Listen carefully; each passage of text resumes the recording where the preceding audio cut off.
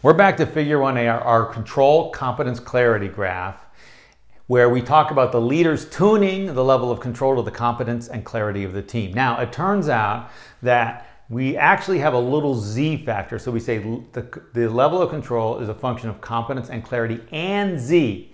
What is Z? Z is the growth factor where the leader is inviting the team to slightly more control, to take more control than perhaps is warranted by their exactly the level of competence and clarity that they have. So it's this little gap, and the leader does that first. The leader invites people to take more control because this then provokes the team to up their game. It now puts the onus on them to up their game in terms of their competence and their clarity. And then they grow to fill those roles, and then they're over here. And then the leader invites them a little bit more, and then they're over here. And the leader invites them a little bit more.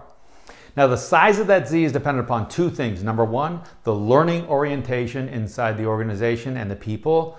And number two, the psychological safety. Because if there's no learning orientation or it doesn't feel safe, then that Z is going to be very small, maybe even 0. And at 0, it feels very static. It doesn't feel like we're developing people, and you're not building leaders. So the speed at which you can develop leaders, that Z factor, the size that you can make that Z factor, is a function of learning orientation and psychological safety.